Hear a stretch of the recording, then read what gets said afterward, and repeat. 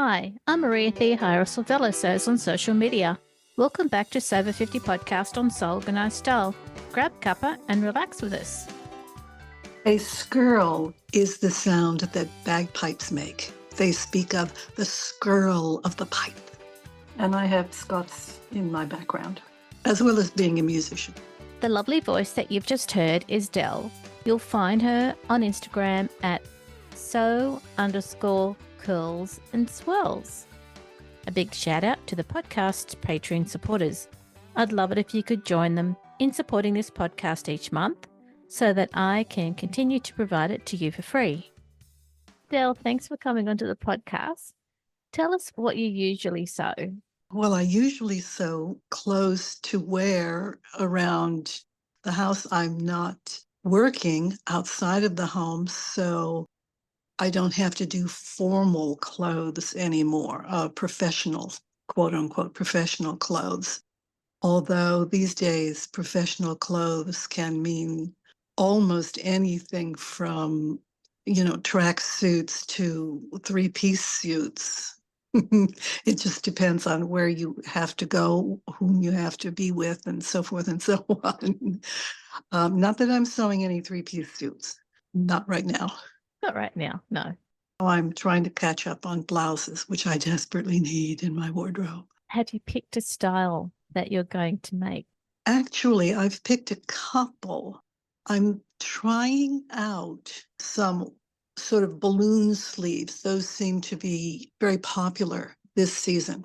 So there are a couple of patterns that I'm trying out. And then it can get very hot here and humid. So I tend to make very sleeveless things, just very lightweight cotton or rayon sleeveless. And then I'll throw a loose jacket or something over it when I go outside just to keep the sun off my arms.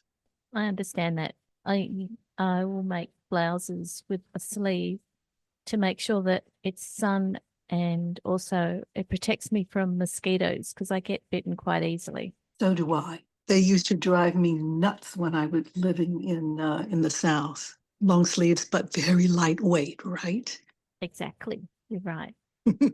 So now you live in Western New York. Yes. What's that like? It's lots of green. There's snow in the winter sometimes. The summers are cooler in general than they are a couple of states like several hundred miles south of me. Definitely cooler and less humid than the South tends to be. Across the United States, it kind of depends on where you are, north and south-wise, rather than east or west. Although California is a state unto itself. How long have you been sewing, Dell? Oh, a long, long, long time.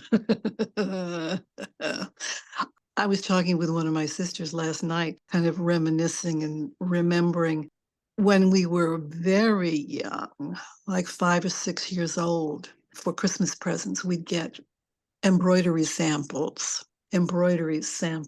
to do. So we learned embroidery, and both of our grandmothers crochet. No one knitted in my family. My grandmother and my mother all sewed. So we grew up in a house that constantly had 2 sewing machines. The old black Singer in a nice cabinet. At about 5th grade, I decided I wanted to make my Christmas dress. One of the grandmothers helped me. She kept wanting me to get the sleeve head in without any puckers, and I did not have the patience for that. Oh, no. So unfortunately, the sleeve heads were not quite to her standards, but she was quite a seamstress, so I didn't feel too bad. That's a hard ask to get a setting sleeve on the first go. Mm-hmm. First go, we're talking 3 or 4. You make mention of another gown, a long gown that you wore while you were singing on stage. I think I might have mentioned once on my blog that I made the gowns that I would wear on stage. As a classically trained vocalist, meaning I sing or sang what are called art songs, which is similar in design to opera. So the training would be the same. And so the custom generally is you wear a long gown when you're on stage. And if you're, doing a solo recital. Oh, I saved a lot of money making my gowns. One time, if not more than once, I used Bemberg lining fabric because it's the only thing I could find that suited the color that I wanted. I kind of cheated. It wasn't silk. On stage, it would have looked amazing. Well, I hope so. They never knew anyway. No, that was a part of your grandmother teaching you how to sew. Yes, it was. And we used, and this is back in the 60s, we used the pattern instructions. I really read those carefully in those days. And that's how I learned so much sewing, because the grandmas would alternate and one would be with us and then the other would be with us. So I didn't always have that sewist to lean on and to ask questions of. You make mention here of the mail order sewing school. And is that how your grandmother learned to sew? I don't know. I didn't find out about that mail order sewing school until like about 2013, 14, 15, somewhere around in there. Right. Long after she had passed, after both grandmothers had passed. And I always wondered where she learned to sew, because she would tell us that she had come in a covered wagon across country to settle in what was then Oklahoma Territory. That's not very conducive generally to becoming a seamstress. Her family did not settle in any city. So I always wondered how she learned. And when I discovered Mary Brooks Picken and the fact that she had founded a school in the 20s for mail order instruction of sewing that just blossomed into a tremendous enterprise, then I've always wondered if that's how she learned to sew. Just a tremendous history from that woman and all that she did to help women learn a trade that they could do and raise a family at the same time. They could work it around and earn funds. And of course, that was, if she started in the 20s, it was going strong in the 30s, and that would have been Depression. Yeah. And then World War II into the 50s and 60s. I think the last Singer sewing book that she edited was 1981.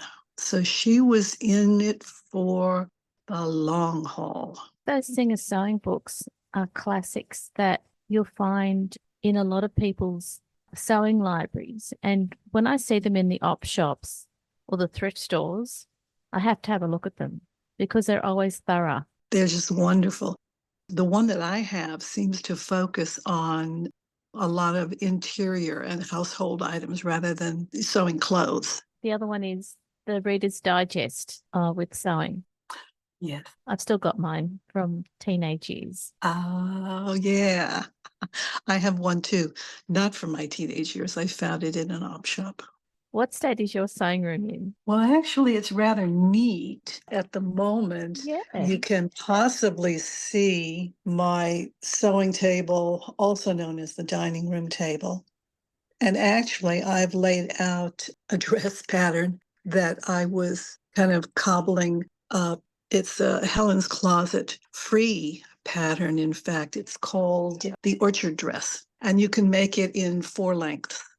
And I cobbled off using freezer paper, a copy of just the top. So I cut it at the first length. And I want to try that for summer. It's spaghetti strap, very simple.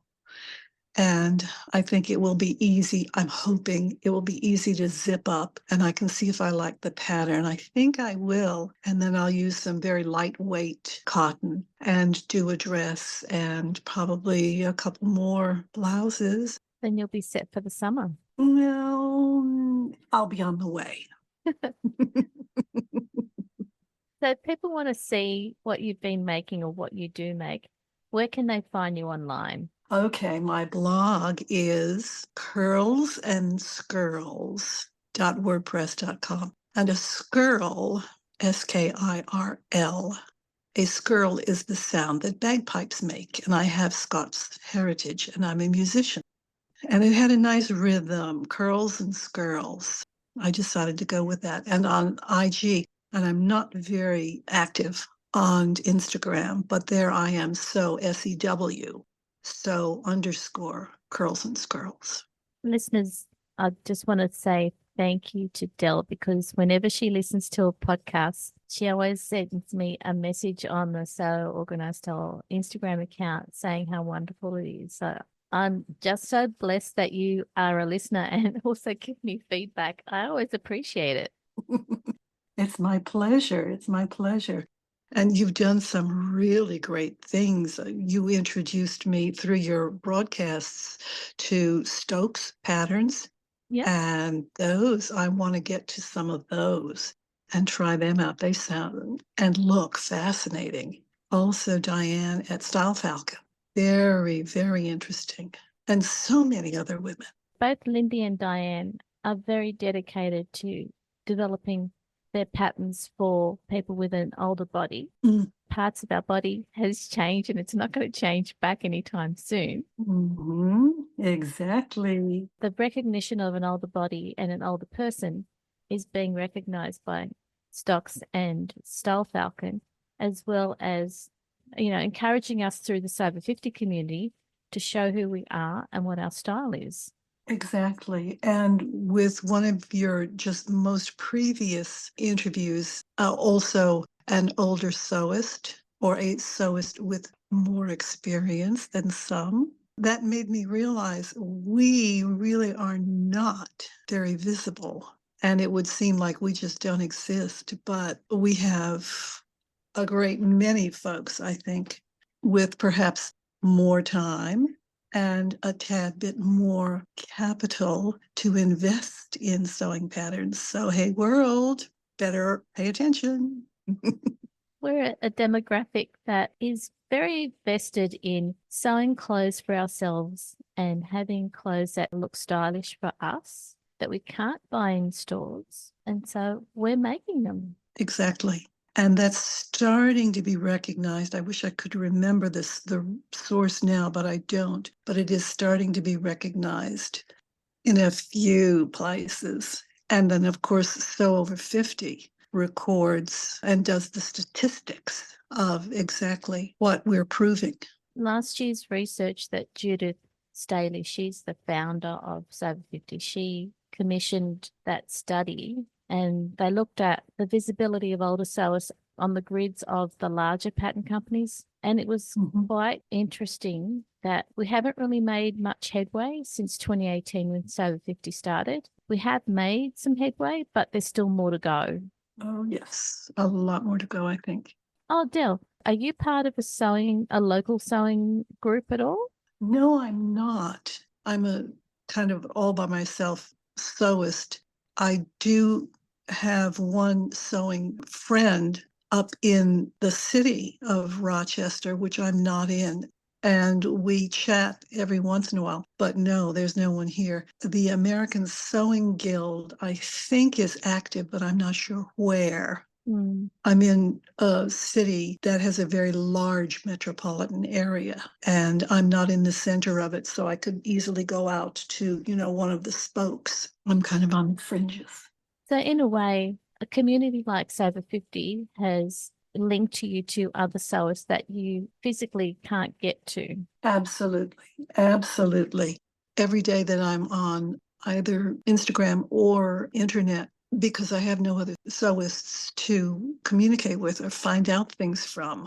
And I always am searching online to see what people have said about a particular pattern before I try it out. That's very important. So when people say that they're on Instagram, they've got a blog, that's actually quite good because then you can at least find what they've been doing and see if it's something that you're interested in doing or something that you hadn't even thought of. Exactly. Exactly. So many ideas, so many things I've learned from being online. Ankara, African print fabrics, which I love, the bright colors and the designs. I never would have heard about that. Same here. Yeah, it's all from people online who are sharing what they make. Mm-hmm. Before we finish up, what advice would you give people who are about to sew again after not sewing for many years? Just do it. If they haven't sewn and they're worried that everything has changed, perhaps some of the terminology has changed, but a seam is still a seam, a button is still a button, and you still need a buttonhole if you want the button to function. That's a new one, I think. You don't have to make buttonholes as long as you can get it on and off. And there are these newfangled things called snaps. And zips. We have zips too. All of these sewing improvements, they just make our life a whole lot more interesting. Yep. Dell, thank you for your time today and for your insights about sewing and your family's history. Again, I really appreciate that you provide feedback about the podcast very regularly. I know a lot of people do, but especially you do. So thank you from me. And thank you for being on the podcast for Sew Over 50. You are very welcome, Maria. It's my pleasure. Anytime. Thanks, Dell. Cheers. This episode of Sew Over 50 podcast on Sew Organised Style was produced by me, Maria Theoharis, with permission of Dell. Sound by bensound.com. Many thanks for the ongoing support of the podcast Patreon contributors. Their ongoing monthly support enables me to develop these podcasts for free, and I hope that you'll join them. You can subscribe to Sew Organised Style podcast, spelled with an S and a Z on all good podcast apps. Make sure you go back and listen to our free Sew Over 50 podcast archive on Sew Organised Style podcast. We look forward to joining you in your sewing room next time. Stay safe, everyone.